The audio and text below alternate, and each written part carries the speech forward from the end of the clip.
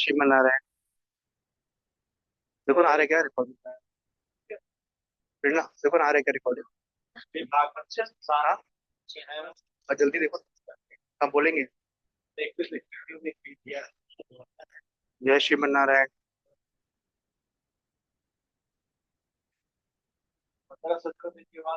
नहीं लगता है क्या?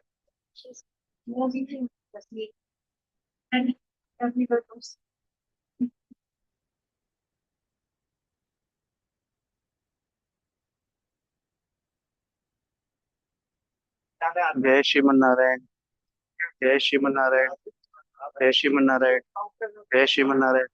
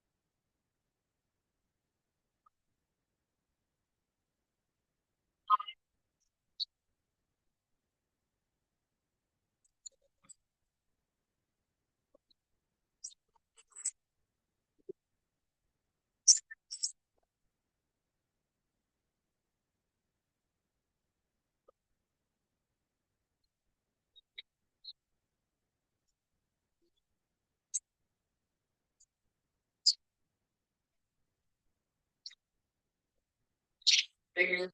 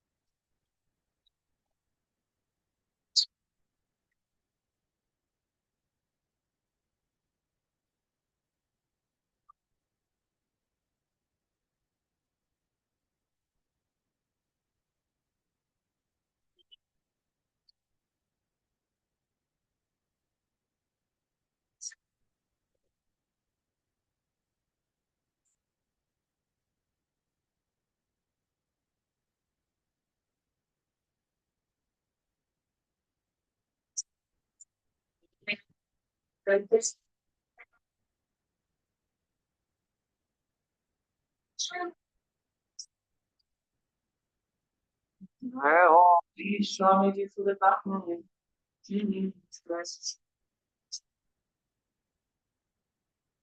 अस्मद्गुरुभ्यो नमः। श्रीमते रामानुजाय नमः। यो नित्यमच्युतपदाम्बुजयोक्मरुक्म व्यामोहतस्तदितरा नितृणाय मेने अस्मद्गुरोर्भगवतोऽस्य दयैकसिन्धो रामानुजस्य चरणौ शरणं प्रपद्ये।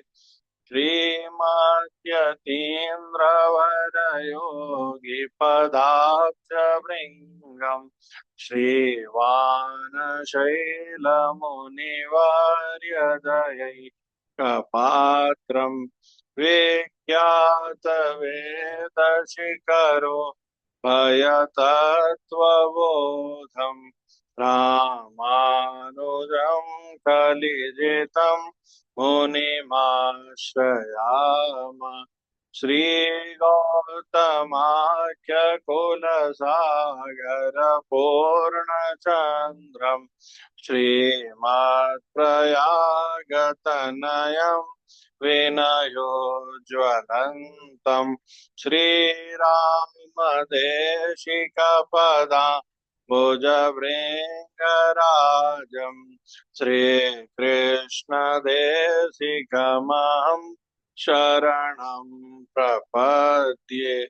वानात्रियोगिपदपङ्कजसक्तराधा कृष्णाख्यदेशिकपदाम्बुजभृङ्गराजम् श्रीवेङ्कटेशपदमा सहंससीता रामार्यदेशिकमहं शरणं प्रपद्ये।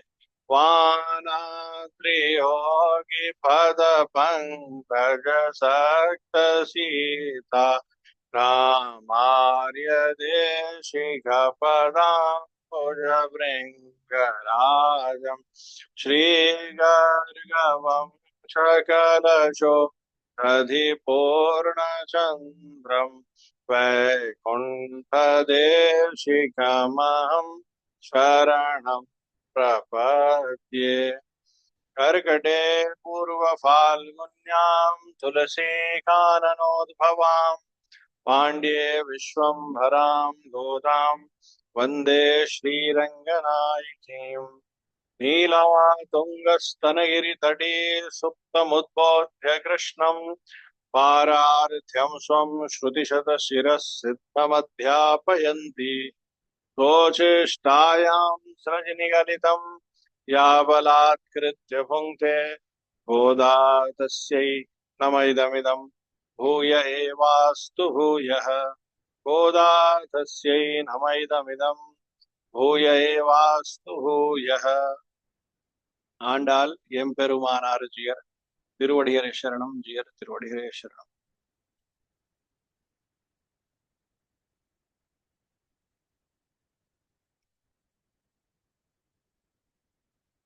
ஓங்கியுலகலந்த உத்தமன் பேர் பாடி நாங்கள் நம்பா வைக்குச் சாத்தி நீராடினால் திங்கினி நாட்டேலாம் திங்கள் மும்மாரி பேது ஓங்கு பேரும் சென்னலுடுக்க எள்ளுகல் பொங்கு வளைர் போதில் போரி வண்டு கண்டுப்ப தேங்காதே புக்கிருந்து சிர்த்தமுளை பத்தி வாங்க குடம் நிறைக்கும் வளல் பேரும் பசுக்கள் நீங்காத செல்வம் நிறைந்தேலோரெம்பாவாய்.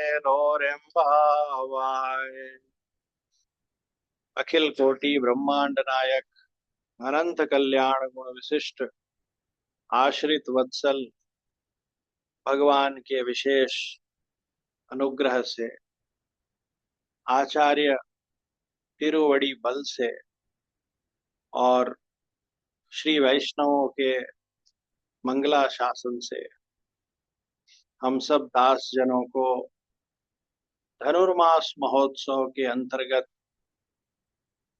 भगवान के कैंकरे का सौभाग्य प्राप्त हुआ है। बहुत विशेष एवं शुभ समय है, अम्मा जी ने ऐसा कहा है। जीवात्मा को भगवान के सन्मुख होना चाहिए, भगवान की सेवा करनी चाहिए। और कैसी कृपा है, लाल जी स्वयं जीवात्मा से सेवा ले रहे हैं, बहुत विशेष है। अम्मा जी ने पहले पासुर में बताया था, समागच्छ अहो सख्या। अम्मा जी कोई साधारण नहीं है, साक्षात लाल जी ही हैं, लाल जी की प्रतिनिधि हैं, हमारे संप्रदाय में आचार्य स्वरूप हैं। भगवान के बाद स्वयं आचार्य हैं और वो बुला रही हैं। तो इसका अर्थ होता है जीव भगवान के सन्मुख होना चाहिए। आज भगवान की कृपा जीव के सन्मुख है, इसलिए हमारे लिए अत्यंत शुभ समय है। इससे शुभ क्या होगा। अम्मा जी नारायण ने नमक्कई परे तरुवान, परम पद में भगवान को जाके, परम पदनाथ जो प्रभु हैं, परस्वरूप में सबसे ऊंचे और विशेष स्वरूप में, अगम्य स्वरूप में जो विराजमान है, अम्मा जी उन सब भागवत गोष्ठी को लेके वहां जाके भगवान के चरणारविंदों का मंगला शासन करके, और फिर देखिए जी कल दिव्य क्षीराब्धिनाथ अम्मा जी के साथ कल लाल जी सरकार क्षीर सागर में पधारे थे। और आज इतनी विशेष बात है, अम्मा जी धनुर्मास में आज लाल जी को इस पृथ्वी पे ही पधरवा दे रही हैं। दूसरे दिन क्षीर सागर में अम्मा जी पधरवाई, और तीसरे दिन आज इस कथा में, आज इस धनुर्मास के तृतीय दिवस अम्मा जी लाल जी को लीला विभूति में ही लेके आ जाएंगे। हाँ, भगवान का पृथ्वी पे जो पधारना होता है उसको कहते हैं विभव अवतार। विभव जो शब्द है वो वैभव से बना है। जैसे एक पेड़ होता है तो हम कहते हैं एक वृक्ष, कोई दूसरा वृक्ष दिखता है तो कहते हैं दूसरा वृक्ष, तीसरा वृक्ष, चौथा वृक्ष, ऐसा। और लाखों करोड़ों वृक्ष एक साथ हो जाएं तब हम क्या कहते हैं, एक वृक्ष, दो वृक्ष, तीन वृक्ष, चार वृक्ष, ऐसा नहीं कहते हैं। हम क्या कहते हैं, क्या व्यवहार करते हैं, जंगल है ये, वन है। ऐसे ही एक एक कितना वैभव हम गिनेंगे, हमारा थक जाएंगे, हम वैभवों को नहीं गिन सकते हैं। वो समस्त वैभवों के स्वामी जो हैं उन्होंने अवतार लिया है और अनंत वैभवों को प्रकाशित किया है, इसलिए वो भगवान का विभव अवतार। हमारे प्रिय आत्म बंधुओं, इस संसार में आके हम अपना वैभव चाहे जो समझें, किसी के पास बढ़िया सुरीला गला है तो वो सोचता है यही मेरा वैभव है, किसी में नाट्य कला है तो वो सिनेमा में दिखता है तो सोचता है यही मेरा वैभव है। और जी किसी में गायन है, किसी में विविध पढ़ाई लिखाई की योग्यता है, लेकिन लाल जी सरकार इन विषयों को अपना वैभव नहीं समझते हैं। हम क्या समझते, लाल जी सरकार किसको अपना वैभव समझते हैं? तो लाल जी सरकार का वैभव क्या है? भगवान के गुणों का जो प्रकाश, उनकी जो दया है, करुणा है, क्षमा है, दासों के प्रति उनका जो प्रेम है, वही उनका वैभव है। इसीलिए जीवात्मा को भगवान का जो कैंकर्य हमें मिला है भागवत कृपा से, आचार्य कृपा से, हमें उसे ही अपने जीवन का सबसे बड़ा वैभव मानना चाहिए। स्वयं लक्ष्मीपति जो भगवान है, वो भागवत और उनका जो संबंध है, अपने दासों का जो, अपने दासों के प्रति जो ममत्व है, उसे ही वैभव समझते हैं। और उसी वैभव के कारण आज अम्मा जी देखिए, लाल जी को वह विभव अवतार आज हो गया। अम्मा जी कहती है, ओंग्युल हलंद उत्तमन पेर पाड़ी नांगल नंपावै छाती नीराडिना। बहुत विशेष इतिहास को अम्मा जी आज पुनः प्रकाशित कर रही है। उस समय जब 33 कोटि देवजन, 33 कोटि देवता असुरों से पीड़ित हो गए, असुरों से पीड़ित होकर महाराज बलि के द्वारा देवराज इंद्र को स्वर्ग से निष्कासित कर दिया गया। प्रहलाद जी महाराज के कुल में आने वाले जो महाराज, प्रहलाद जी महाराज के कुल में आने वाले जो महाराज बलि हैं, उनका प्रभाव ऐसा है कि देवराज इंद्र स्वर्ग से उनको हटना पड़ा स्वर्ग पर, और पूरे पृथ्वी पर महाराज बलि का आधिपत्य हो गया। और देवताओं के राजा इंद्र करुण क्रंदन करते हुए, रोते हुए, आंसू बहाते हुए दौड़े दौड़े श्रीमन नारायण भगवान की क्षीर सागर के तट पे पहुंच गए। अश्रुपात करने लगे, हे प्रभु दया करें, कृपा करें। कश्यप, अदिति आदि भी बहुत दुखी हुए। और फिर कथा तो बहुत विस्तार से लिखी हुई है, अपने को कथा के विस्तार में नहीं जाना है। अपना कथा करना इधर उद्देश्य नहीं है। अपना उद्देश्य है अम्मा जी के उपदेशों को श्रवण करना। कितना विशेष है कथा तो। भागवत महापुराण में सुखदेव जी महाराज ने कही है, राजा परीक्षित ने सुना है, लेकिन गोदाम्बा जी उसी भगवान के अवतारों के प्राण को बता रही हैं, रहस्य को बता रही हैं। तो प्रसंग के अंतर्गत विशेषता क्या है, अम्मा जी क्या कह रही हैं, हमें उसको सुनना चाहिए। तो अम्मा जी कहती हैं, ओंग्युरहलंद उत्तमन पेर पाड़ी।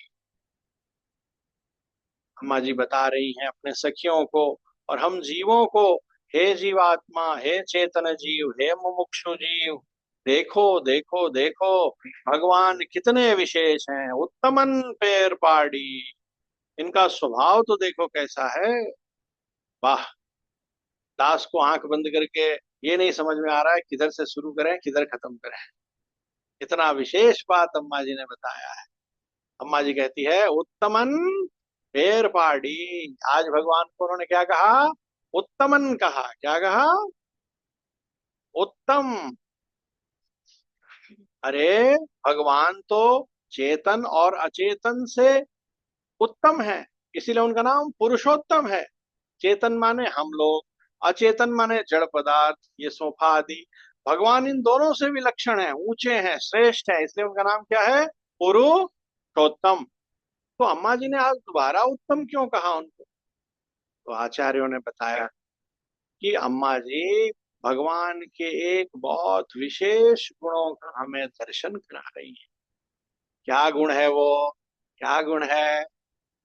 हाँ, वो गुण है, आचार्यों ने लिखा है, महात्मा लोग कहते हैं कि अधम, मध्यम और उत्तम, तीन तरह के स्वभाव होते हैं। अधम, मध्यम और उत्तम, तो उत्तम अधम से शुरू करते हैं। अधम माने अधम स्वभाव कैसा है, उसकी व्याख्या नहीं की जा सकती है, बहुत बड़ा है। आचार्यों ने, महात्माओं ने मोटा मोटी समझाया है कि अपनी भी हानि कर ले और दूसरे की भी हानि करे। दूसरे की हानि जरूर होनी चाहिए, भले अपनी हानि हो जाए। ऐसे स्वभाव के 95% लोग हैं, इनको कहते हैं अधम स्वभाव वाले, है ना? है ना जी? रास्ते में चलते हैं तो हमारी गाड़ी भले भिड़ जाए, सामने वाले की पिचका के छोड़ेंगे, ऐसे है ना? भले, ये ऐसे लोग हैं, बहुत सारे लोग हैं, ऐसे तंग करते रहते हैं। तो जी, दूसरे स्वभाव के लोग होते हैं मध्यम। मध्यम माने हमारा भी नहीं बिगड़े और आपका भी नहीं बिगड़े, ये मध्यम स्वभाव है। और एक स्वभाव होता है उत्तम।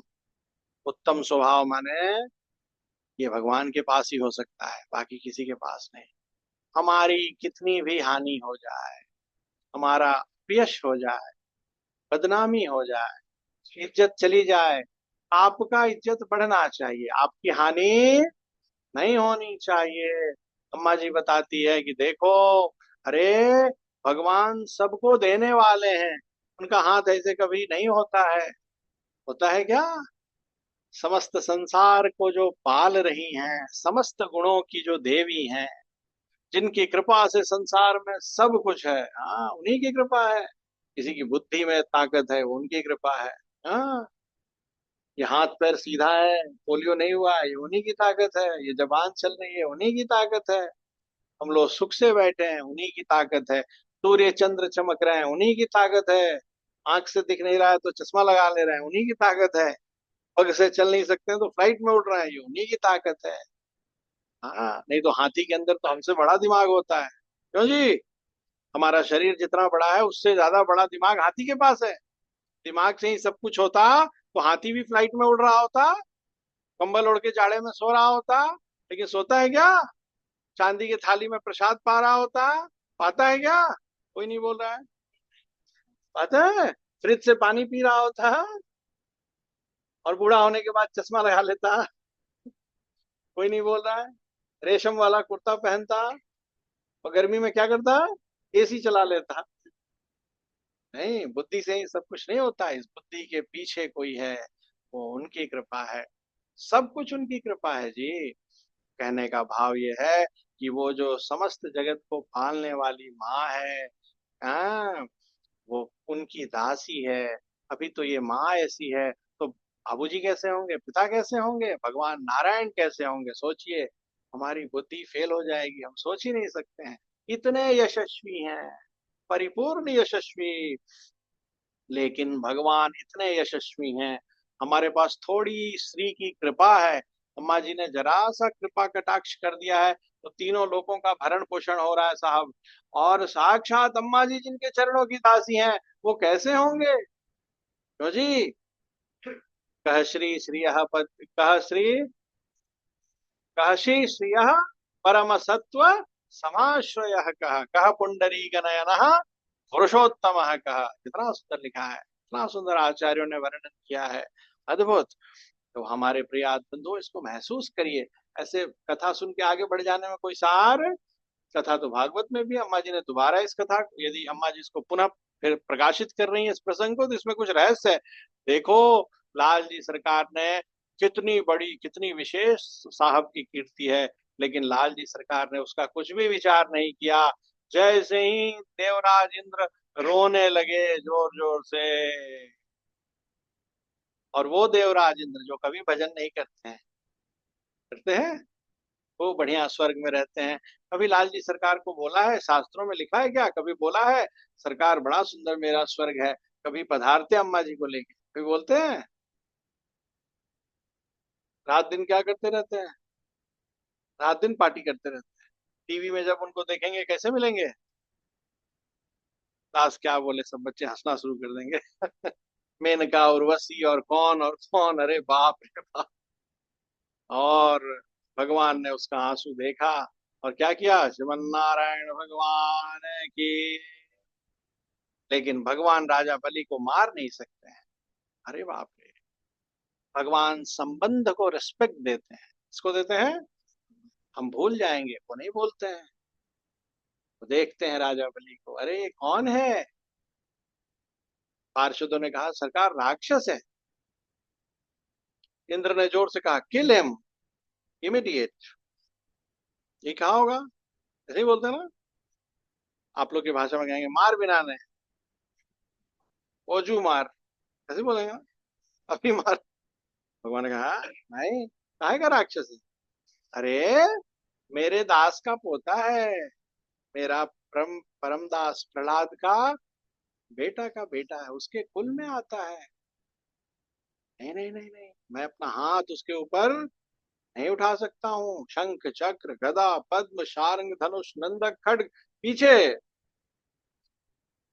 कोई आगे नहीं आएगा, सिर्फ मेरा एक हाथ आगे आएगा। मेरा एक ही हाथ उसके लिए, शंख चक्र गदा पद्म धनुष तीर उसके लिए नहीं है, रावण के लिए है।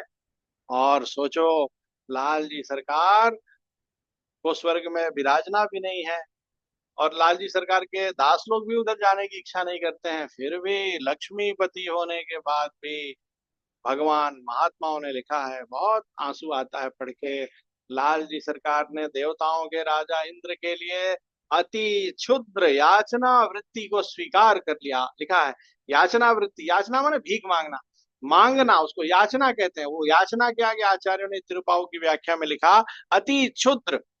आचार्यों ने अति, अति माने मैक्सिमम, क्षुद्र माने क्षुद्र। अब आचार्य को इसके आगे क्या शब्द मिलेगा। क्षुद्र माने जब हम अति दुखी होते हैं तो क्या कहते हैं, क्षुद्र, गया गुजरा, बेकार। कहते हैं अति क्षुद्र, या इससे छोटा काम क्या होगा। और लाल जी वो कैसा छोटा काम है कि अनंत अनंता अनंत श्री विभु भगवान स्वयं लक्ष्मीपति वामन बन गए हैं जी। और कहाँ पधारे हैं, श्रीमन्नारायण भगवान की। भगवान विचार नहीं कर रहे हैं कि मैं तो सबको देता हूँ, मैं क्या दूंगा, मेरी लुगाई सबको देती है, ये अम्मा जी सबको देती है, तो जी मैं कैसे मांग सकता हूँ। हाँ जी, भगवान नंगे पैर और वटुक ब्राह्मण का वेश बना के और कहाँ पधारे हैं, राजा बलि के यज्ञशाला में पधार गए। राजा बलि ने लाल जी सरकार को देखा, श्रीमन नारायण भगवान की। सुन रहे हैं जी सब लोग, सब कुछ बेकार हो सकता है इस पृथ्वी पर, कुछ भी स्थिर नहीं है, परमानेंट नहीं। एक ही चीज है, वो क्या है, वो इनकी कृपा है। वो कभी बेकार नहीं जाती है साहब, कभी नहीं ना। हाँ, तुलसीदास जी कहते हैं ना, एक घड़ी आधी घड़ी, आधी में पुनी आध, तुलसी संगत साधु की हरे कोटि अपराध। गजेंद्र ने एक ही स्तोत्र सीखा था, गजेंद्र को संस्कृत में एक ही स्तोत्र याद था। लिखा है प्राग जन्म शिक्षितम। सुखदेव जी महाराज कहते हैं, राजा परीक्षित पूछते हैं हाथी कैसे स्तोत्र गा सकता है, कैसी बात करते हैं, डूब रहा था तो स्तोत्र गाया था ना। नमो भगवते तस्मै यथे तच्चिदात्मकम पुरुषाया दिवीजाय भरेशाया विधीमहि। तो उन्होंने क्या कहा, प्राग जन्मन्यनो शिक्षितम, पुराने जन्म में सीखा था। सोचो, पुराने जन्म में सीखा था, जन्म बदल गया, शरीर बदल गया, पुराने जन्म में क्या था, इस जन्म में क्या हो गया, हाथी बन गया। लेकिन भगवान क्या वो जो कृपा थी, भगवान के विषय में जो इतना किसी महात्मा से सीखा था, वो मिट नहीं, नहीं मिट सका। वही हाल है। राजा बलि भले कैसे ही, प्रहलाद जी महाराज की कृपा है। राजा बलि ने, लेकिन प्रहलाद जी महाराज की देखो कैसी कृपा है, राजा बलि ने जैसे ही देखा, क्या कहा, भागवत के परिवार का था ना, भागवतों के गुण थे। लाल जी सरकार को क्या कहा जी, बताइए जी। साष्टांग दंडवत किया, अभी पहचान नहीं रहा है, और पूछा आपके आने का कारण क्या है। लाल जी सरकार ने कहा राजा बलि, हमारे को 3 पग भूमि की आवश्यकता है। बीच में बहुत सारे प्रसंग, जय श्रीमन नारायण, आइए भैया जी इधर आइए, जय हो जय, आइए बैठिए। श्रीधर थोड़ा पीछे हो जाओ, विराज जी, जय श्रीमन नारायण, जय श्रीमन नारायण, जय ठीक है भैया जी, बस अभी थोड़ा सत्संग हो जाए, फिर अपने तीरथ तुलसी मिलेगा। यहाँ बैठ जाइए, है नीचे मत, सीधे थोड़ा पीछे हो जाओ प्लीज, पीछे, नीचे मत, पीछे हो जाओ, गौरव थोड़ा पीछे हो जाओ। जय श्रीमन नारायण, हम लोगों के राम जी हैं आप। हाँ, तो जी ध्यान दीजिए जी सभी लोग। क्लास ज्यादा टाइम टाइम तो नहीं ले रहा है ना? ज्यादा टाइम लेने से बालक लोग कल सुनेंगे नहीं, फिर सब भाग जाएंगे। तो जी राजा बलि, तो बीच में बहुत सारे प्रसंग होते हैं, भागवतम में लिखा है, सांसारी लोग खूब सुनते हैं, सुनाते हैं, अपना उद्देश्य वो नहीं, अपना उद्देश्य अम्मा जी क्या कह रही है वो है। लंबी वार्तालाप होती है, शुक्राचार्य दौड़ के आ जाते हैं। शुक्राचार्य किस लिए आते हैं? तो जी यदि गुरु परंपरा से नहीं है, लिखा है ना, लक्ष्मी नाथ समारंभाम नाथया मुन मध्यमाम अस्मदाचार्य पर्यंताम वंदे गुरु परंपराम। ये गुरु परंपरा है। जो लक्ष्मी नाथ भगवान ने कहा, जो अम्मा जी ने कहा, जो षटकोप स्वामी ने कहा, जो नाथ मुनि स्वामी ने कहा, जो यामुनाचार्य स्वामी ने कहा, जो रामानुजाचार्य स्वामी जी ने कहा, वही अभी भी कहना है। अपने आप से जो गुरु बन जाते हैं वो अपना भी नुकसान करते हैं, अपने को भी पतित करते हैं और अपने शिष्यों को भी पतित कर देते हैं। इसीलिए हमेशा लिखा लक्ष्मीनाथ समारंभाम। गुरु परंपरा क्या है, गुरु कौन है, ये सब ध्यान रखना चाहिए। ठीक है जी। हमारे तो वेदांत देशिक स्वामी जी ने यहाँ तक लिखा है, देशिकम भोष्णुरीप से। महात्मा लोग कहते हैं, पानी पीवे छान के गुरु बनावे जान के। अब देखो ये कैसे गुरु महाराज है, खुद का तो पतन हो ही गया है और दौड़े दौड़े आए। कहाँ तक शिष्य को आगे बढ़ाना चाहिए, बोलना चाहिए भगवान की सेवा कर। तो राजा बलि ने जैसे ही कहा कि प्रभु मैं वो तीन, आपकी आज्ञा के अनुसार 3 पग भूमि का रजिस्ट्री कर देता हूँ। उस जमाने में रजिस्ट्री नहीं होता था, हाथ में पानी गंगा जल और अक्षत और फूल लेके माता पिता का नाम लेके बोलते थे, मैं फलाने का पोता फलाने का पुत्र ऐसा बोलता हूँ, उतना हो जाता था। इतनी सच्चाई थी दुनिया में। हाँ जी। तो अब तो सब गड़बड़ हो गया है। पहले गांव में लोग इतने सीधे होते थे, पढ़े लिखे नहीं होते थे 40-50 साल पहले। दास ने देखा नहीं, लेकिन गांव के लोग कहते हैं कि वो जो भी कमाते थे, 8 आना 4 आना 10 पैसा 1 पैसा चलता था, वो कपड़े की पोटली होती है ना, उसमें बांध के रखते थे, मजदूरी करते थे। और क्या मजदूरी है उनको गिनना भी नहीं आता था, सामने वाला उसी पोटली में डाल देता था। फिर जब वो सामान लेने जाते थे, इको हो रहा है राजेश भैया, दास का कालक्षेप दास को ही सुनना है क्या? दोबारा बंद कर लीजिए, तब शुरू करें, म्यूट कर दीजिए। ध्यान दीजिए। तो वो सिधाई का समय भी देख होता था कि जैसे मान लीजिए कपड़ा खरीदने गए या दाल चावल खरीदने गए, तो 1 किलो दाल दे दो 1 किलो चावल, और पैसे की पोटली सेठ के आगे रख देते, सेठ जी के आगे कि अपने आप निकाल लो। तो वो लोग भी ऐसे होते थे, इसीलिए उसको कहते थे धर्म की गद्दी, तो जितना लिखा है उतना ही निकाल, ऐसे सब होता था। तो हमारे प्रिय बंधुओं, आए क्या हुआ?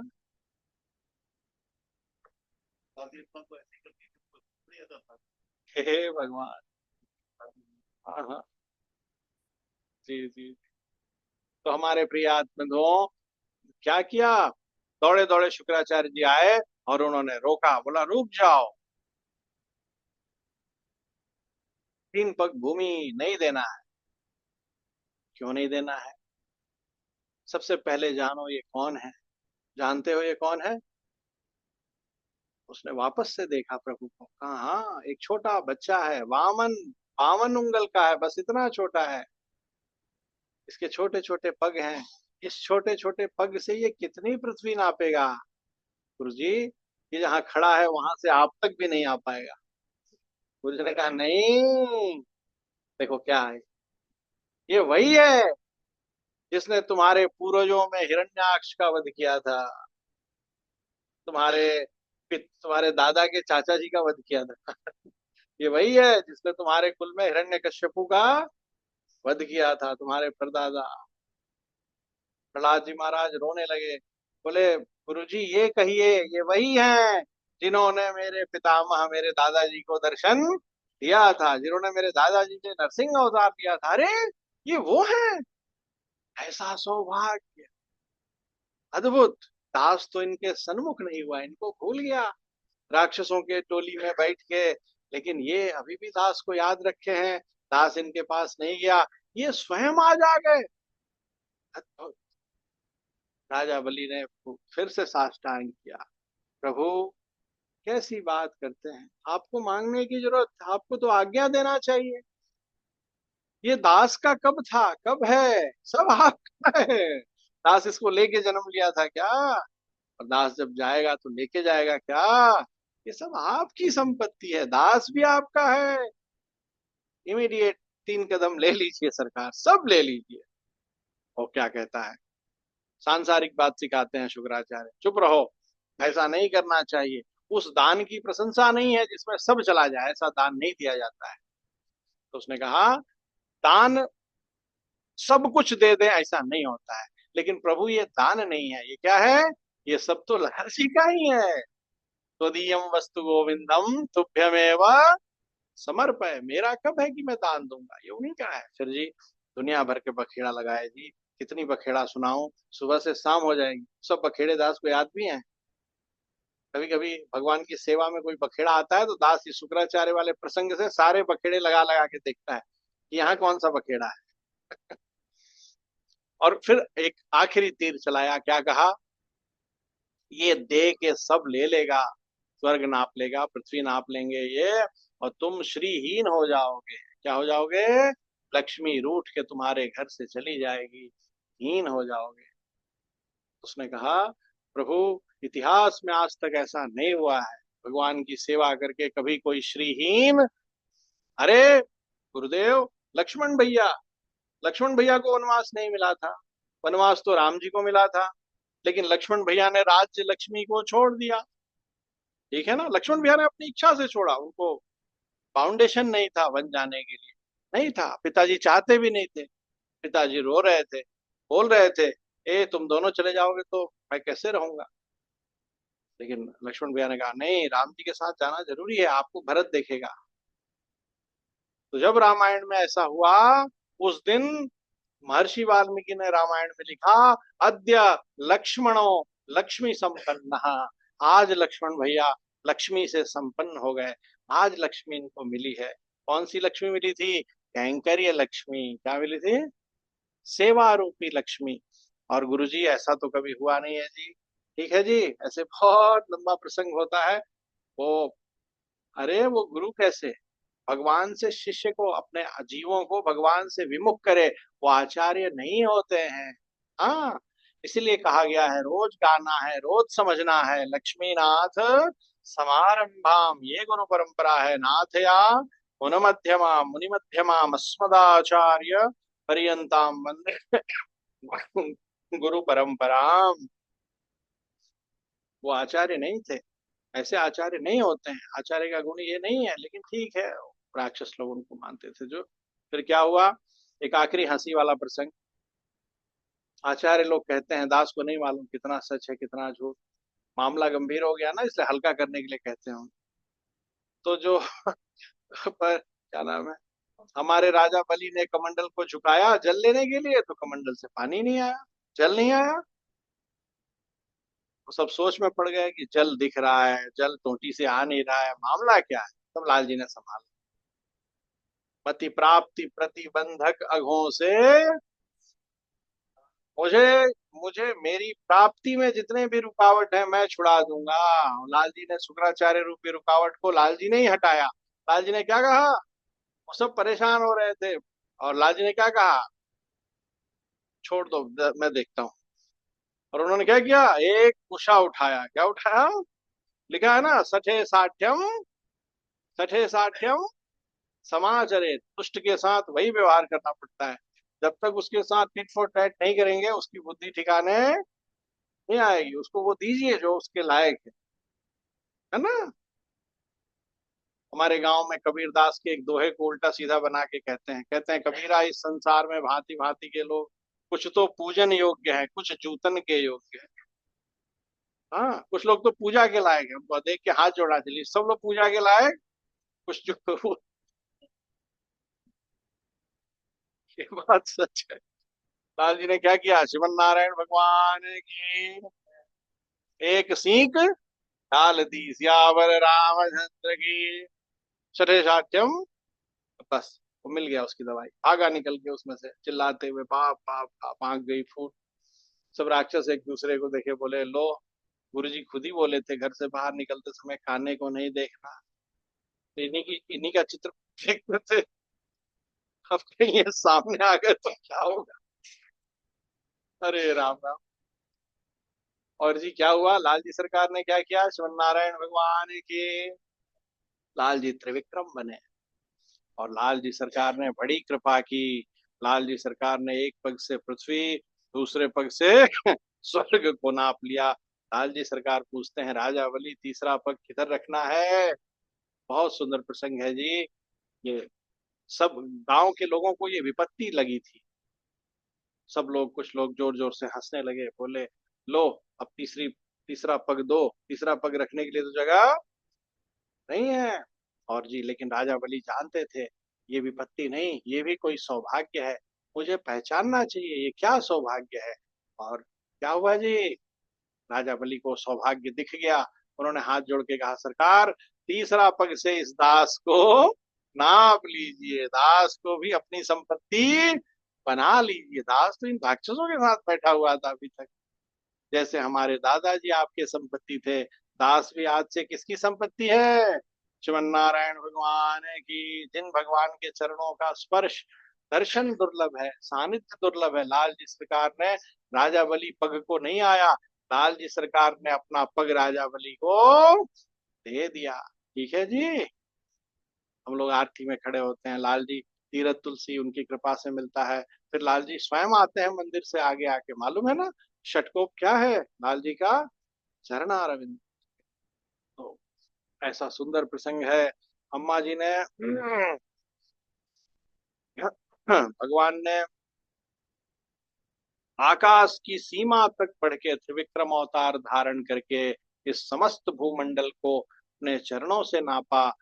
और महात्मा लोग कहते हैं, वैष्णव महात्मा जन कहते हैं, हमारे भगवत रामानुज स्वामी जी भी ऐसे ही यशस्वी हैं। हमारे रामानुज स्वामी जी को भी लाल जी सरकार ने त्रिविक्रम स्वरूप जैसा बनाया है।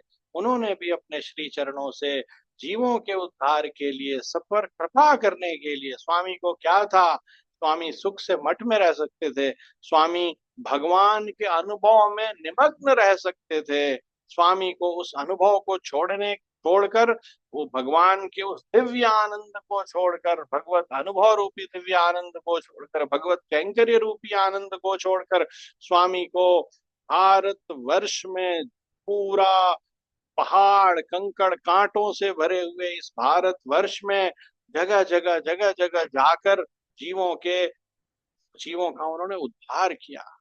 स्वामी अपने मठ में भी भगवत अनुभव में मग्न रह सकते थे, उस आनंद को छोड़ के उन्होंने यात्रा करके, कष्ट उठा के, कितने राजाओं का बैर लेके, कितने राजा बैरी हो गए, प्राणों पे संकट आ गया, भागना पड़ा।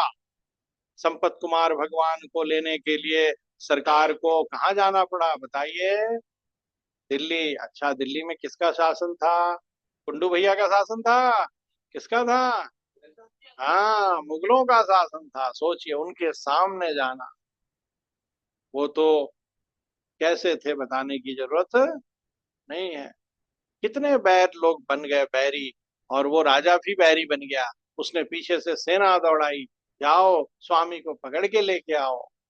लेकिन लाल जी को तो, लाल जी और स्वामी जी पहुंच गए मेलकोटे, तिरुनारायणपुर, भगवान वहां विराज गए। ठीक है जी। कितने भगवान के कैंकरे के लिए कितने लोग वैरी बन गए, कितनों ने रामानुज स्वामी जी को जहर देने की कोशिश की। प्रपन्नामृत में कथा है ना जी, है, प्रसाद में जहर, तीर्थ में जहर। लेकिन कितने बड़े बड़े राजा भी, एक राजा ने तो पुरेश स्वामी का आंख भी निकलवा दिया था, ऐसा था वो।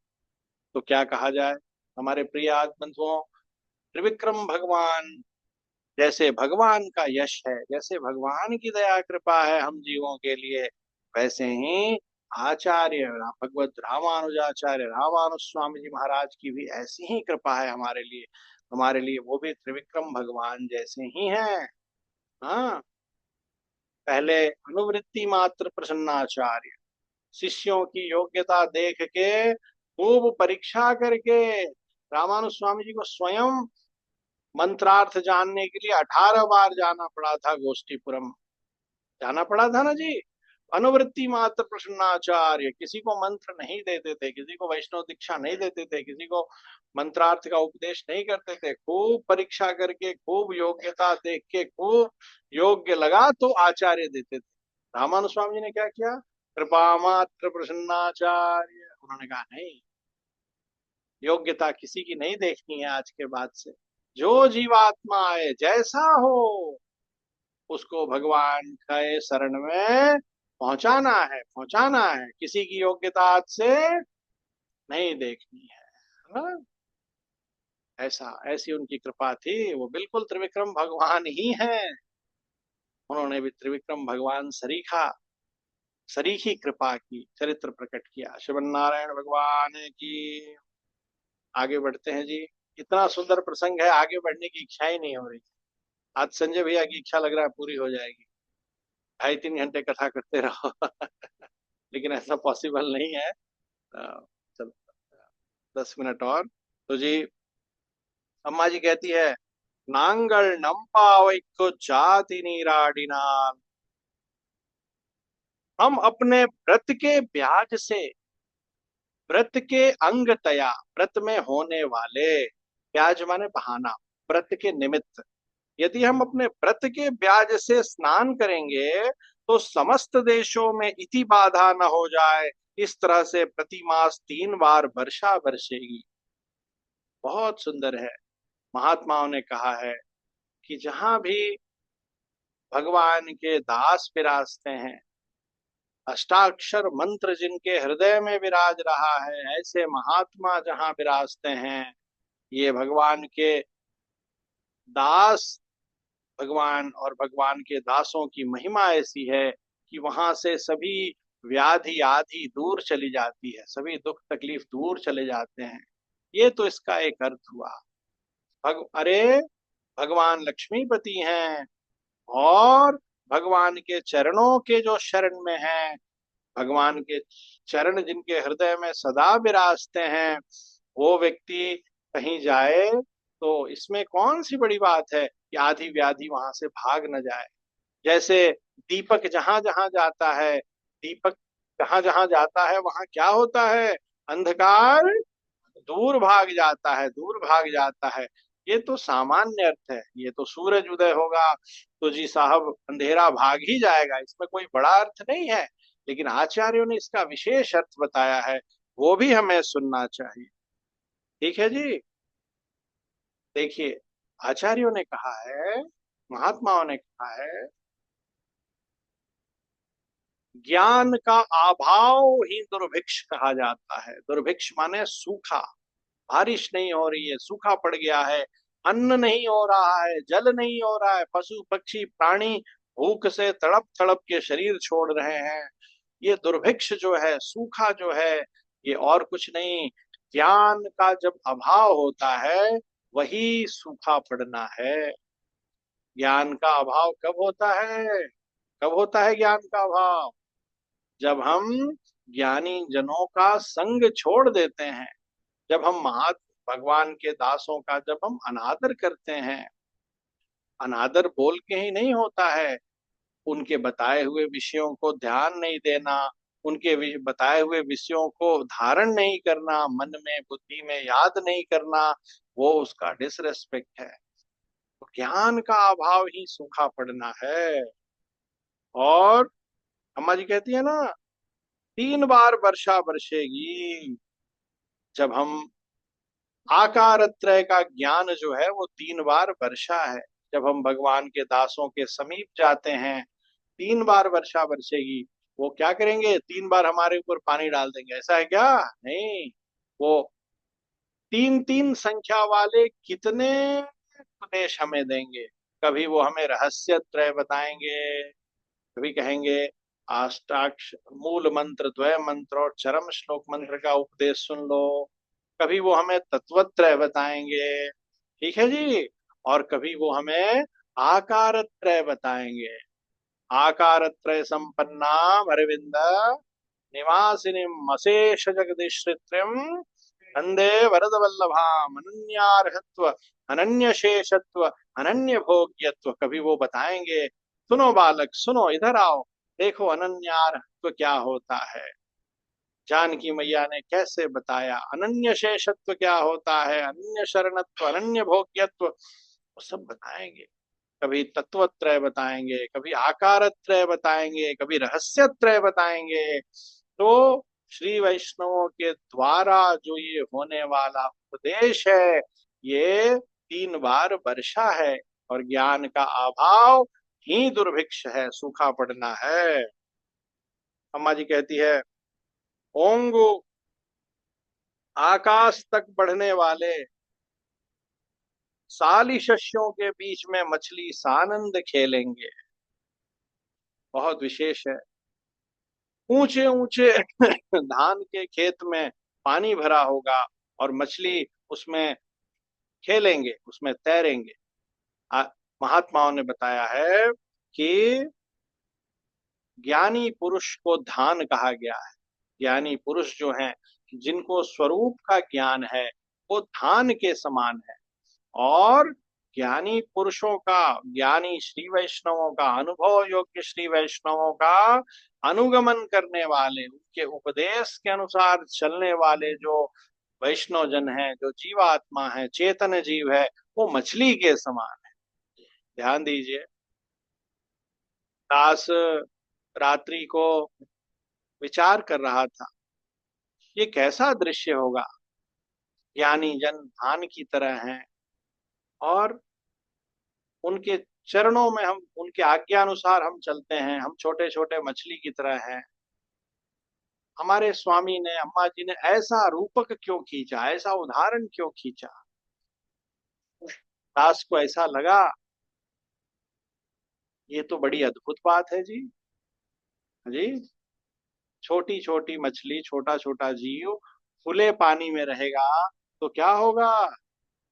खुले पानी में रहेगा तो क्या होगा, ऊपर से कोई कोई जानवर आएंगे और क्या करेंगे, श्रीमन नारायण भगवान की पकड़ पकड़ के ले जाएंगे। इच्छा नहीं होगी उनको जाने की, लेकिन बाज पकड़ लेगा तो उसके आगे कहाँ चलेगा इतना छोटा मछली का। समझ ने क्या लिखा, धान के बीच में मछली घूमेगा।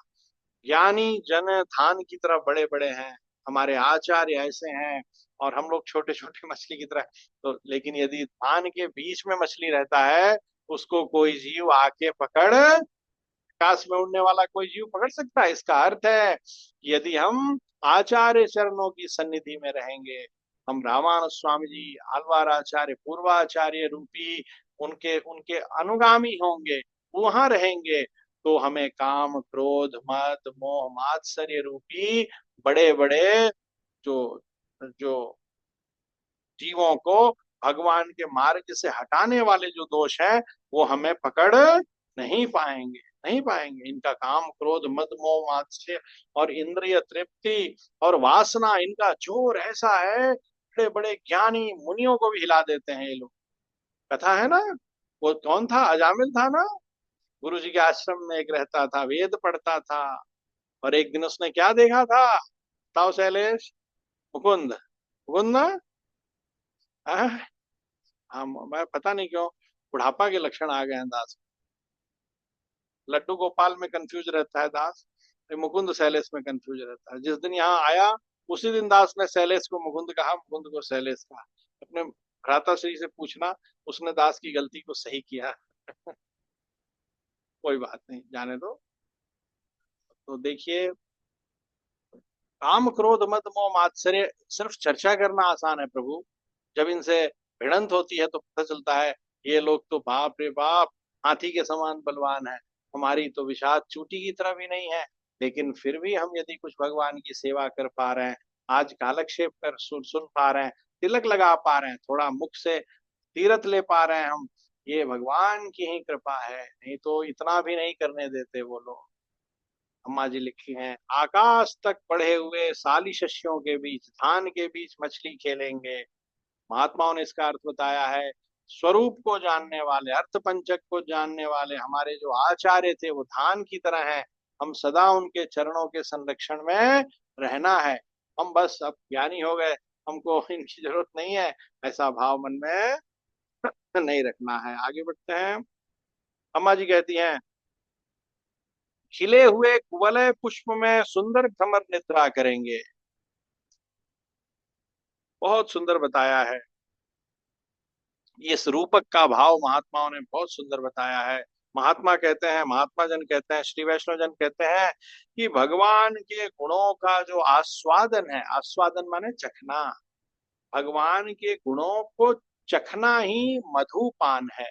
अम्मा जी ने लिखा, खुले खिले हुए पुष्पों में भ्रमर निद्रा करेंगे। भ्रमर पुष्प के पास पराग के लिए जाता है, उसको मधुपान कहते हैं। तो भगवान के गुण ही मधुपान है, भगवान के गुणों का आस्वादन ही मधुपान है। और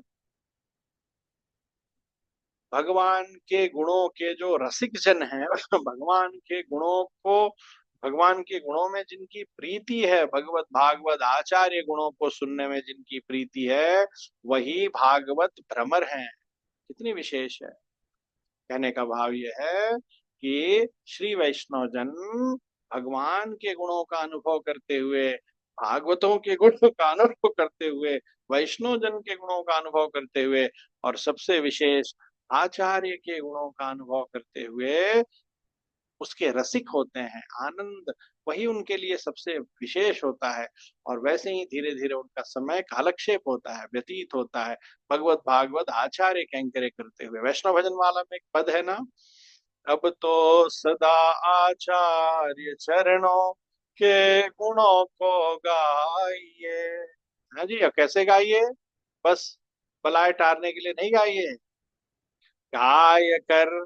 कैसे गागे? गाय कर। कैसे गाएंगे? कोई नहीं बोल रहा है। तो सोच रहे हैं स्वामी जी हारमोनियम कहेंगे, हारमोनियम पे गाएगा नहीं। गाय कर आनंद से बैकुंठ चढ़ना चाहिए, है ना। अब तो सदा आचार्य चरणों के गुणों को गाइए। भ्रमर जैसे फूल के पराग के लिए मतवाला है, मत पूछिए जी कैसा है वो। कई कई बार तो भ्रमर पुष्प के पराग को अनुभव करने में इतना मग्न हो जाता है कि कोई कोई फूल सनसेट होने के बाद, सूर्यास्त होने के बाद कोई कोई फूल बंद हो जाते हैं, तो कई बार वो भ्रमर उसमें ही बंद हो जाता है। कितना सुंदर उदाहरण दिया है भगवान के गुणों को सुनने में। और भगवान के दासों को आचार्य जो श्रेष्ठ हुए, भगवत रामानुजाचार्य स्वामी जी, आलवार आचार्य, पूर्वाचार्य स्वामी के गुणों को सुनने में हमें भ्रमर जैसा होना चाहिए, ऐसा होना चाहिए। कितनी विशेष बात है। अरे अम्मा जी साधारण बात नहीं कर सकती हैं। क्यों जी? अम्मा जी साधारण बात कर सकती हैं। यदि हम व्रत व्रत के लिए स्नान करेंगे तो इति बाधा नष्ट हो जाएगी, ये क्षेत्र की विपत्तियां हैं नष्ट हो जाएंगी। और नहीं, इसका बहुत विशेष अर्थ है। तिरुप्पावे की कई व्याख्याएं हैं, उनको पढ़िए तो इसके विशेष विशेष विशेष अर्थ हमें पता लग जाएंगे।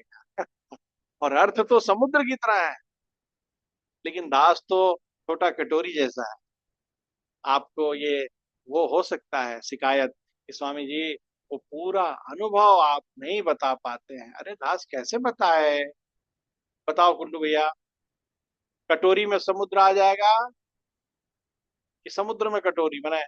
कटोरी के अंदर समुद्र आ सकता है? कटोरी ही समुद्र में चला जाएगा। समुद्र तो बहुत, कटोरी की क्षमता कितनी है, समझ रहे हैं जी। पूरा जीवन अनुभव करे तो भी उसको पूर्ण नहीं कर सकता, असंभव है। हाँ, सुन रहे हैं जी सब लोग। हमारे वैष्णव महात्मा एक कथा सुनाते हैं। एक आदमी का खूब सुंदर बगीचा था। केशव भैया देर तो नहीं हो रहा है ना? बस 10-25 हो गया। एक आदमी का बहुत सुंदर, हमारे अ, वैष्णव महात्मा कहते हैं, एक बड़ा सुंदर बगीचा था आम का। एक आदमी था, उसके पिताजी ने बगीचा लगाया था आम का। तो जी बहुत एक बड़े सुंदर एक समय उसमें आम हुए, हरे हरे पुष्ट पुष्ट मोटे मोटे। और वो आदमी रोज देखता था जाके अपने बगीचे में, सोचता था पक जाएंगे तो पाऊंगा, पक जाएंगे तो पाऊंगा। तो जी धीरे धीरे आम पकने लगे। तो एक दिन उसने देखा तो सोचा कि बस अब 2-4 दिन में इन आमों को मैं, इतने सुंदर आम थे, एक में भी दाग नहीं था, देख के मन व्यामोहित हो जाता था। तो जी रात को जाके घर सोया, उसी रात को आंधी आ गई। श्रीमन नारायण भगवान की। आंधी के पहले पानी आ गई, जमीन गीला हो गया, फिर आंधी आ गई, सारा आम टूट के गोविंदा गोविंदा। सुबह उठ के भागा खेत की तरफ। उसके बालक लोग क्या बोले, पिताजी बाबूजी रुक जाइए, ऐसे नहीं होता है।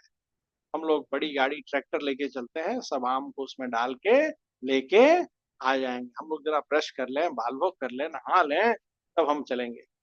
तुम लोग ब्रश करो, नहाओ, आओ, मैं जाता हूँ। ऐसे बोल के पहुंच गया। कहाँ पहुंच गया? बाग में पहुंच गया। क्या देखता है? सारे आम पीले पीले आमों से पूरी बगिया सुंदर लग रही है, फूलों की तरह आम पड़े हैं। हाँ हाँ, मैं तो इतना आम नहीं उठा सकता हूँ। अच्छा कोई बात नहीं, मैं 10-20 आम जितना उठा सकता हूँ हाथ यों करके उतना उठा के घर ले चलता हूँ, बाकी हमारे पुत्र आएंगे वो उठा के ले जाएंगे जी। तो ये सुंदर है, ये सुंदर है, ये सुंदर है, ये सुंदर है, ये सुंदर है करके 10-20 आम रख लिया ऐसे हाथ करके। फिर चलने लगा। कोई और आम दिखा तो बोला, ओहो ये तो बहुत सुंदर है, इसको नहीं छोड़ सकता हूँ। तो एक आम यहाँ से निकाल दिया, उसको रख लिया। फिर चलने लगा, बोला, ये तो और सुंदर है। एक इधर से निकाल लिया उसको। ऐसा शाम तक करता रहा। उसको यही नहीं समझ में आ रहा था, क्या छोड़ूं क्या लूं। जो दिखता था वो इतना मनमोहक था कि वो भ्रमित हो गया। शाम को बालक लोग आए तो देखे अपने पिताजी की दशा, बोले हे भगवान। फिर सब लेके गए। तो भगवान के गुण ऐसे ही हैं, क्या छोड़ें इसमें से क्या लें। अम्मा जी के आप तिरुपावी की कई व्याख्याएं हैं, गोदा गीतावली पढ़ी, और सबसे बड़ी बात 18वां भाग पढ़िए। सरकार ने ऐसे रहस्य इतना विशेष ढंग से लिखा है, उसको समझने के बाद बुद्धि एकदम हिल जाती है। क्या सुंदर भगवान को ही प्रकट कर दिया है नित्य लीला ग्रंथ में। दास सच बोलता है। आप स्वामी जी पढ़ते हैं, दास यहाँ से जाके नित्य लीला ग्रंथ ही पढ़ता है, कल का पासुर। हाँ, नित्य लीला ग्रंथ पढ़ के ही ये समझ में आता है, नहीं तो ये तिरुपाव समझ में नहीं आता। 18वां भाग तो हमारे प्रिय आत्म बंधुओं, इसमें जो विशेष अर्थ है वो सुनना चाहिए। यदि कोई सांसारिक व्यक्ति लक्ष्मीनाथ समारंभाम नाट्याम मध्यमाम सदाचार्य पर्यंताम वंदे गुरु परंपराम, इस गुरु परंपरा के अनुसार इसको नहीं सुनेगा तो वो इसको कैसे सकाम भाव में ले लेगा कि अम्मा जी ने कितना सुंदर सुंदर फल बताया है, देखो इति बाधा मिट जाएगी, हमारे सारे कष्ट मिट जाएंगे, ऐसा होगा, मिट जाएंगे। ठीक है जी। लेकिन ये सब कोई चर्चा का विषय ही नहीं है। क्यों? ये सब कोई चर्चा का, कोई राजा के यहाँ जाए, कोई राजा का गेस्ट होके जाए और पूरा समय रोता रहे रुमाल लेके कि पता नहीं प्रसाद मिलेगा कि नहीं, पता नहीं प्रसाद मिलेगा कि नहीं। तो कोई बुद्धिमान आदमी देखेगा तो उसका सिर ठोकेगा, बोलेगा उल्लू कहीं के राजा के पास आया है, इतना छोटा बात मत सोच, तू यहाँ गेस्ट नहीं भी होता तो बाहर भंडारा लगा है, प्रसाद वही है। श्रीमन नारायण भगवान के शरण में आए हो प्रभु, ये सब छोटी छोटी बातें क्यों सोचते हो? हमारे को जानने से पहले हमारे कष्टों को वो जानते हैं। हाँ, आगे तिरुपाव में आगे आएगा, वो कष्ट आने ही कहाँ देते हैं, आगे बढ़ के रोक लेते हैं। हाँ, हमारे स्वामी जी कहते हैं हमेशा ध्यान रखना, रोना नहीं, भगवान फांसी का दुख कांटे में निकाल रहे हैं, कष्ट आया कहाँ है अभी, सब उन्होंने ले रखा है। अरे उन्होंने गिरिराज गोवर्धन उठा लिया था। हाँ, अपने दासों के लिए क्या उठाया था? एक बड़ा पहाड़ उठा लिया था। हमारा भी सब उन्हीं के ऊपर है, उन्हीं पे आश्रित है, उनके कृपा पे ही बस चल रहे हैं और कुछ नहीं है, कुछ नहीं है। तो क्या साधारण चर्चा करनी है? साधारण चर्चा सुनने की इच्छा है क्या? तो दूसरा स्वामी जी बुलाना पड़ेगा, क्योंकि दास को तो करने आता नहीं है और दास को उसमें इंटरेस्ट भी नहीं है। विशेष बात क्या है? अम्मा जी कहती हैं पुष्प में सुंदर भ्रमर निद्रा करेंगे, कितनी विशेष बात है। और वैष्णव जन कहते हैं भगवान का जो गुण है, आचार्य का जो गुण है, कुछ तो गुण है, तभी तो लिखा है ना, अब तो सदा आचार्य चरणों के गुणों को गाइए। कैसे गाइए? जैसे भ्रमर आनंद से क्या पीता है? फूल का राग पीता है। तो गाय कर आनंद से वैकुंठ चढ़ना, आचार्य सबके इष्ट है, श्री हरि सदृश ही मानिए। वैष्णव भजन माला बोलिए भाई। ठीक है, आगे की पंक्ति आपको दे दो, किशन में बता देंगे। आचार्य सबके इष्ट है, श्री हरि सदृश ही जानिए। वेदों की आज्ञा मान कर, वेदों की आज्ञा हो सदा आचार्य शरण। जय हो। गुणों को गाइए, चरणों के गुणों को गाइए।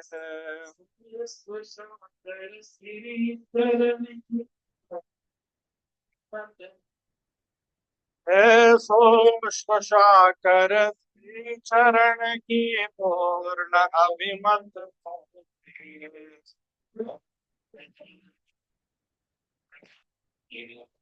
है हो।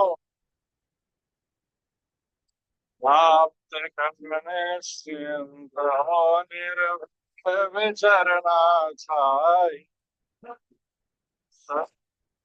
चरणों के गुणों को गाई है। चरणों के गुणों को गाई है।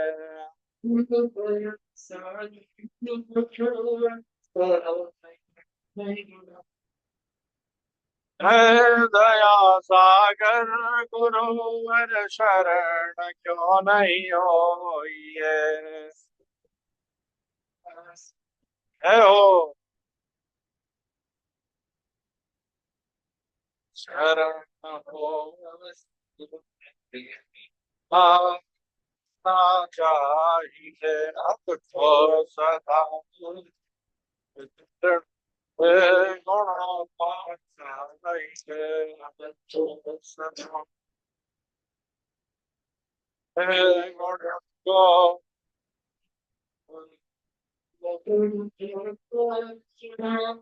झलकता जहाँ पाइए, पूर्ण गुरु के लक्षणों को जहाँ पाइए।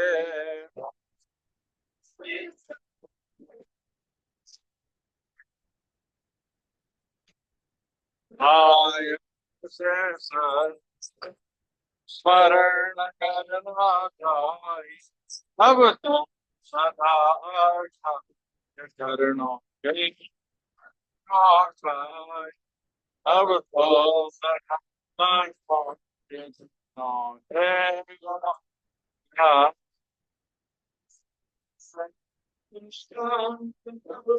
अनंत देश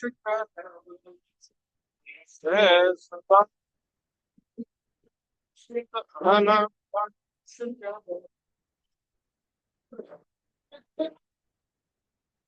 है हो। आप करने जो सको ज्ञान करना, अब सहाय समाज करण, अब तो सहाय कार्य चरणों के आनंद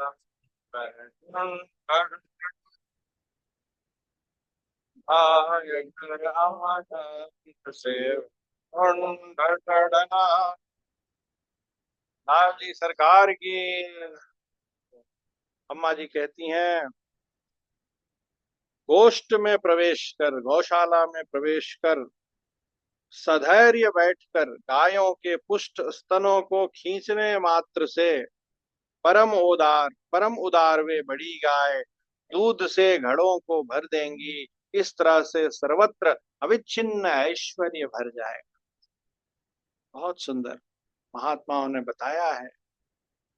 आचार्य गाय की तरह होते हैं, गाय की तरह, उनका स्वभाव गाय की तरह होता है।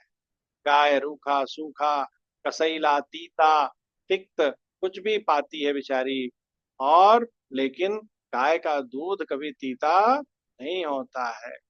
गाय सदा पालन ही करती है, इसीलिए एक माँ पालती है बालक को, दूसरी वो भी पालती है, इसलिए उसको क्या कहते हैं, गाय माता ऐसा कहते हैं। और गाय 4 थनों से दूध देती है। महात्माओं ने बताया है आचार्य भी 4 निमित्त से उपदेश देते हैं।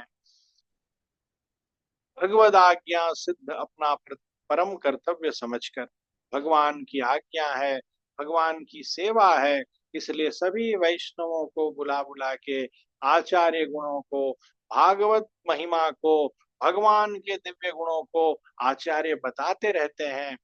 भागवतों के सन्मुख, आचार्य के सन्मुख, भगवान के सन्मुख जीव को करते रहते हैं। हमेशा सोचते हैं इसका कल्याण हो जाए, 84 छूट जाए, 84 में इसको घूमना नहीं पड़े, बस भगवान के पास पहुंच जाए ये जीव।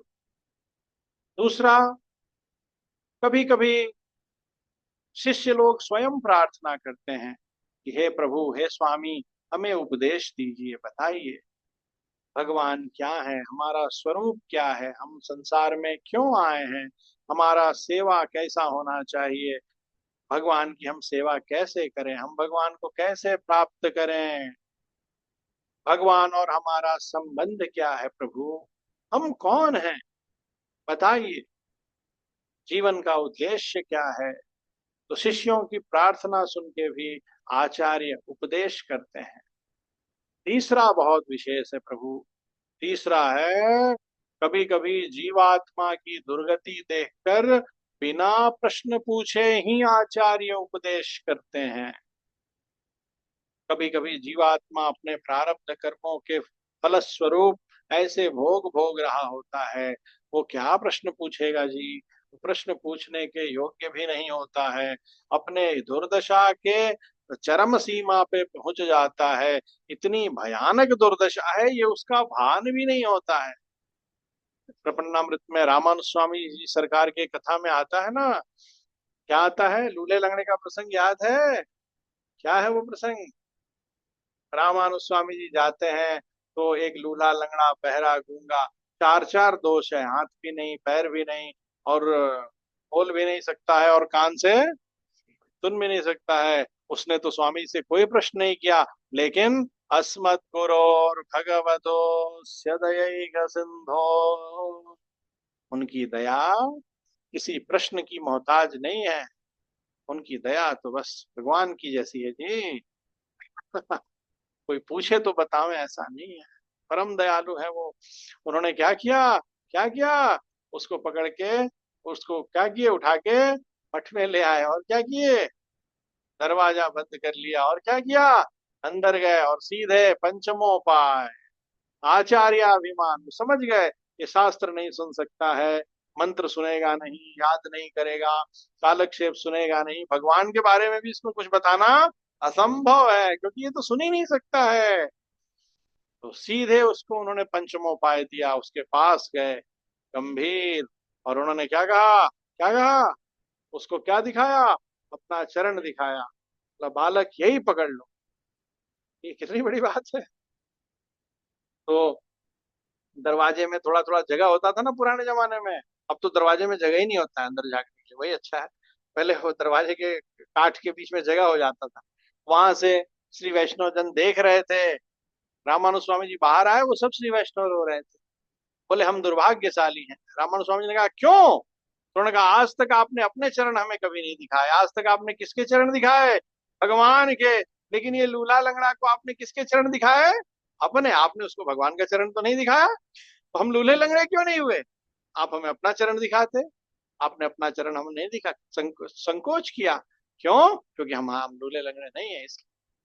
बहुत बड़ी बात है। तो हमारे प्रिय बंधुओं, कभी कभी जीवात्मा की दुर्दशा देख के आचार्य उपदेश करते हैं, जीवात्मा को समझना चाहिए।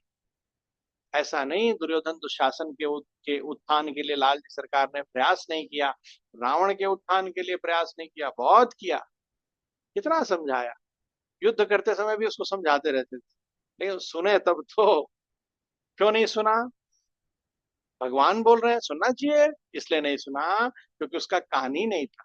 तो कान क्यों नहीं था? कान तो था, लेकिन वो कान जो भगवत गुणानुवाद सुनता है, वो एक स्पेसिफिक एंटीना नहीं था उसके पास। वो एंटीना कैसे आता है? रिसीवर नहीं था। कैसे आता है वो आता है भागवतों की सेवा करने से। हाँ, सच बात है। क्योंकि उसको भागवतों में महिमा नहीं थी, भागवत कितने महिमाशाली हैं जानता नहीं था। अरे भागवतों की महिमा क्या है कि स्वयं जगदाचार्य भाष्यकार रामानुजाचार्य भी इस पृथ्वी पे आते हैं तो भागवतों का शीतल प्रसाद पाने के लिए कैसा कैसा उद्योग करते हैं। है पता है ना, स्वामी को बुला के उन्होंने घर में पवाया, और किस लिए पवाया था? आके चला जाएगा तो मैं क्या पाऊंगा?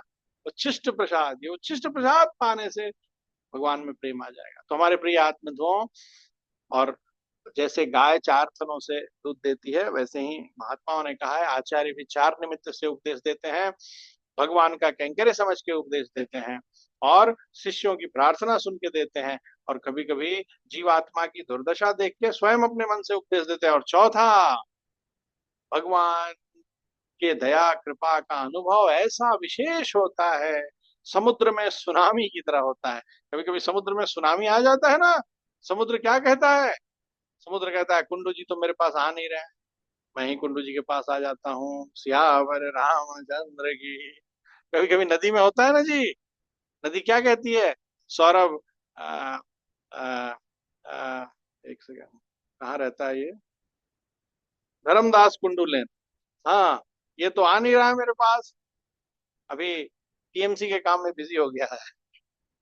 तो मैं एक काम करता हूँ, बहुत दिन हो गया, 10-20 साल हो गया सौरभ को देखे हुए, मेरा बच्चा है, मैं ही चलती हूँ उसके पास, श्रीमन नारायण भगवान की, गंगा जी आ गई धर्मदास कुंडू लेन, तो क्या होगा? उसको क्या कहेंगे? बोलो भाई। बाढ़ कहेंगे। क्या कहेंगे? अच्छा, गंगा जी चली और धर्मदास कुंडू लेन आ गई तो गली गली होके नहीं आएगी, जैसे गाड़ी जाती है वैसे आएगी गंगा। गंगा कैसे आएगी? उड़ते हुए, उफनते हुए, थड़थड़ाते हुए, सब कानून तोड़ते हुए। ये गंगा विचार नहीं करेगी ये नाली है, ये नाला है, ये फलाने का घर है, फलाने की झोपड़ी है, श्रीमन नारायण भगवान की, बस वो आ जाएगी। ऐसे ही भगवान की दया कृपा का कभी कभी ऐसा आवेग आया महात्माओं के हृदय में कि उन्होंने सारे जो क्या कहते हैं उसको, मर्यादा किनारे कर दी। उन्होंने कहा नहीं, जो दरकार है हमको इन मर्यादाओं, मर्यादा है, कोई पूछे तो बोलो। गांव में सिखाते ना, बिना पूछे मत बोलो। भगवान ने भी सिखाया गीता में, भगवान ने अर्जुन को कहा, आखिरी इनके श्लोक है, पढ़ लीजिए आखिरी के 10 श्लोक। इदम ते ना तपस्काय ना भक्ताय कदाचन न चा शुश्रूषवे वाच्यम न च माम योग्य शूयति। हे अर्जुन, जो सुनना नहीं चाहता है उसको मत बताना, जो पापी है उसको मत बताना, जो भक्त नहीं उसको नहीं बताना, और जो असूया करता है, मेरे से जलता है, उसको ही मत बताना। लेकिन जिस दिन भगवान के अनुभव का वो बाढ़ आता है, उस दिन आचार्य भगवान के बताए हुए ये सारे बाउंड्रीज को क्या करते हैं, श्रीमन नारायण भगवान की, वो सबको बताऊंगा मैं। जैसे रामानुज स्वामी जी ने क्या किया, उस दूल्हे लंगड़े को लाके सब बता दिया। वैसे वो तो पापी था। हमारे बनारस में वाराणसी में दास पढ़ता था, तो एक गुरुजी थे, उनका विचित्र भाव था, किसी लूल्हे लंगड़े की सेवा करो कुंडू भैया, उसको 1-2 रुपया दे दो, 10। उस जमाने में कहाँ 10 रुपए होते थे, 8 आना 4 आना होता था हम लोग के पास। दास 5 पैसे चलते हुए देखा है। तो जी, वो गुरु जी बहुत गुस्सा होते थे, छड़ी से मारते थे। तो क्यों दिया उसको? गुरु जी 4 आना तो दिया है। 4 आना मत समझते हो बाबू, ये सब भाषा आप नहीं समझते होगे। 4 आना मीन्स 25 पैसा। तो 25 पैसे में 25 पैसा होता है, तो 25 छड़ी मारते थे। दास को पीटे हैं कई बार। दास सोचता था ये भगवान ये कैसे हैं। दास पूछता था क्यों जी, सरकार क्यों? बोलते थे अरे तू उसका प्रारब्ध कम कर रहा है, भोगने दे भोगने दे, जल्दी खत्म हो जाएगा। प्रारब्ध है उसका, भोगने दे, जल्दी खत्म हो जाएगा, मत दया कर, दया करने से बढ़ जाएगा, आंख फेर ले। लेकिन नहीं, ठीक है जी, कोई कोई ऐसे भी सोचते हैं, लेकिन नहीं, वैष्णव आचार्य कैसे हैं, उनकी कृपा कभी कभी ऐसी होती है कि वो सभी मर्यादाओं को उखाड़ के फेंक देती है, हटा देती है। और वो अनुभव ऐसा विशेष होता है कि वो ऊंच नीच का विचार किए बिना श्रीमन नारायण भगवान की सबको भिगो देता है। ऐसे आचार्य चार कारणों से उपदेश देते हैं। ऐसे दयालु आचार्य गोष्ठी का वर्णन करते हुए हमारे लक्ष्मीनाथ समारंभाम नाथ्यामन मध्यमाम सदाचार्य पर्यंताम वंदे गुरु परंपराम, इस आचार्य परंपरा की महिमा को गाते हुए अम्मा जी आज उसका दर्शन करा रही है आज के पासुर में हमें। और अब विराम लेना चाहिए। श्री गोदा रंगनाथ भगवान की, श्री स्वामी जी महाराज की, लाल जी सरकार की, वेंकट बाबू की, श्री राम कोट निवास श्री वैकुंठ मंडप वासियों, श्रीनाथ वेंकटनाथ सुंदर सकल गुण की सिंह, सौरभ्य सीम, चलने दो। भूमि अर्वात्सल्य गुणमंजोष हो, सतवार मंगल हो तब इस बात की मोहे भूख हो, शतवार मंगल हो तब इस बात की मोहे भूख हो। चिरंजीवेन सर्व असौख्यभाजय प्रभो वेंकटेश श्रीमंगल चिरंजीवेन सर्वदा सौख्यभाजय प्रभो वेंकटेशाय ते मंगलम, प्रभो वेंकटेशाय प्रभो वेंकटेशाय ते मंगलम, श्रीरंजीवेन सर्वदा सौख्यभाजे प्रभो वेंकटेशाय ते मंगलम। जय दिद्राज फणिराज अवतार मणि प्रबल मरण भानो विजयी भव, विजयी भव। मागो ताम जीवो को दार माथे का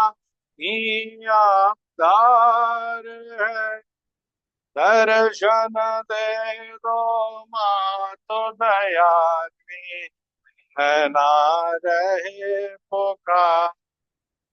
कहिए, दर्शन दे दो मातो दयाली है ना, आंखों साम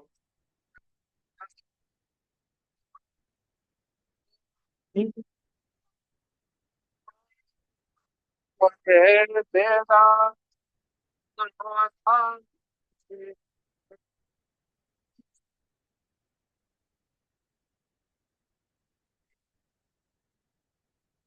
हो।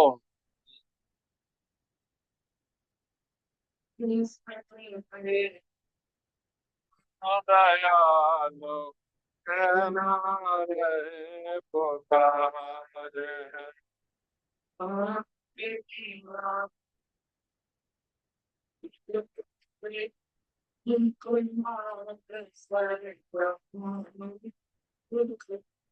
आपकी माला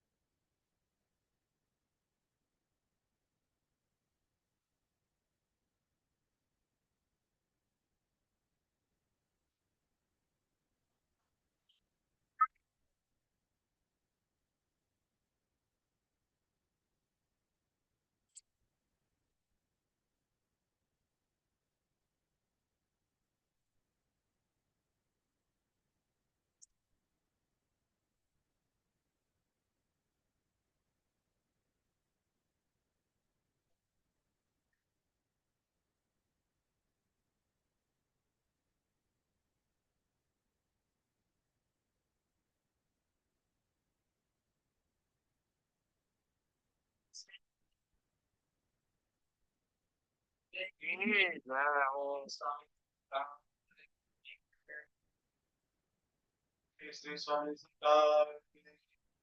श्री सुखी जी का श्री सुखी जी की श्री सुखी जी की श्री गुरु जी का श्री की जब की भगवान की सुखी भगवान सुखी जी की सुखी जी की सुखी की श्री श्री सुखी जी श्री श्री सुखी जी की श्री भगवान भगवान भगवान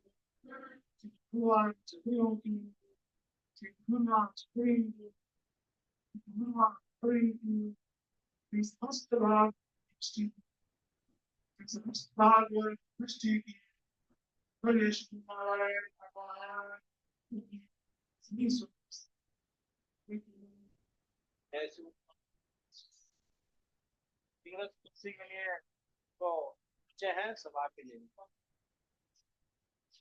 राष्ट्रीय पदवार का हिस्सा वेंकटेश भगवान बनते हैं मंदिर पे सुनते के संबंधी में 4 बजे